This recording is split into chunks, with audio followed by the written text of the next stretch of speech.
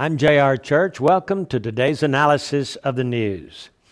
We have an email here that asks a pointed question. This is what Carla from Colorado asks. It says, Mr. Church, I read an article about the Union for the Mediterranean establishing their headquarters in Barcelona, Spain.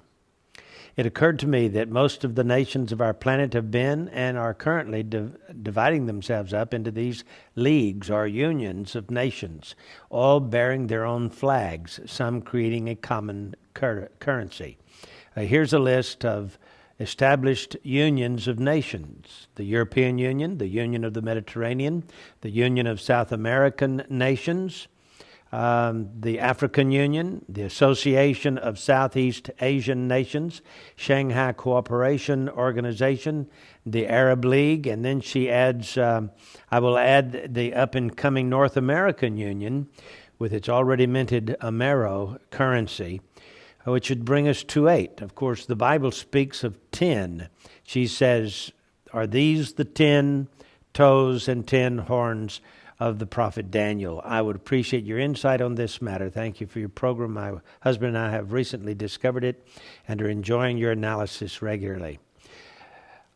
I believe with you that we are seeing the development of the 10 nations as 10 economic, political regions of the world.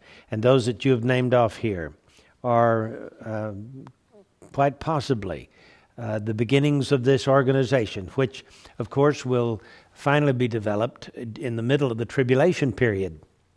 If you recall, they're given power with the beast for 1 hour. I don't know exactly what that means, but it sounds to me like the Antichrist, when he comes to power, will recognize these 10, and then 3 of them will give him problems, and he will pluck them up by the roots, according to Daniel chapter 7. So it's entirely possible that the nations that are currently getting together with a compilation of regions, indeed, I think that's what Daniel's 10 toes and the 10 horns of the beast in Revelation are all about. I certainly do. I agree with you. And as a matter of fact, I think that we're very close to seeing the 10 come together or coalesce. Here's an article, for example, from the European Union, which has drawn up a letter for the new U.S. president. This comes from France, Reuters news agency. The European Union has prepared a letter for the next U.S. president seeking more involvement for the 27-nation EU in resolving world problems.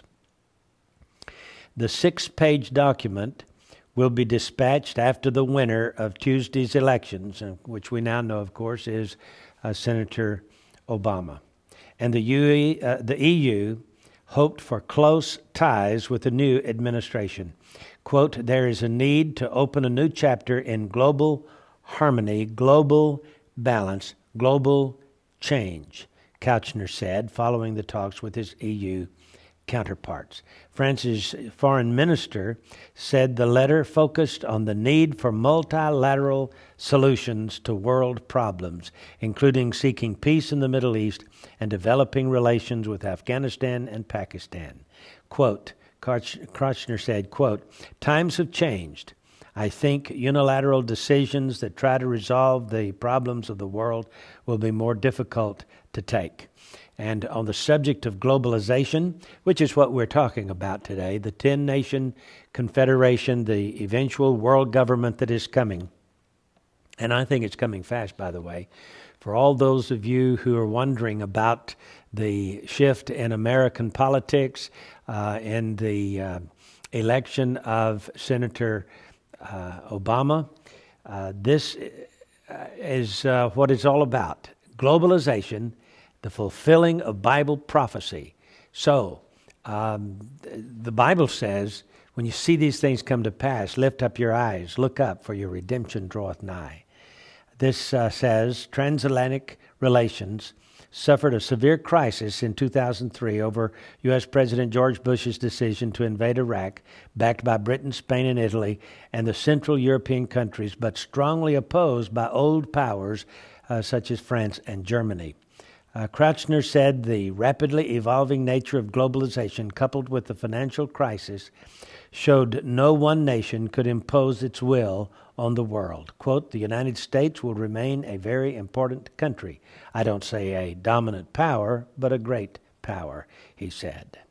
So, we have some things to look forward to, and that is the coming one world government, eventually 10 nations or 10 kingdoms, political regional powers getting together, developing the whole world and all of the some 200 or so nations that there are in the world into 10 regional power blocks. And as this comes to pass, we will see then the development of a one world currency, which the Bible calls the mark of the beast. So, where's the Antichrist? This is J.R. Church. Tune in again tomorrow for our analysis on the news.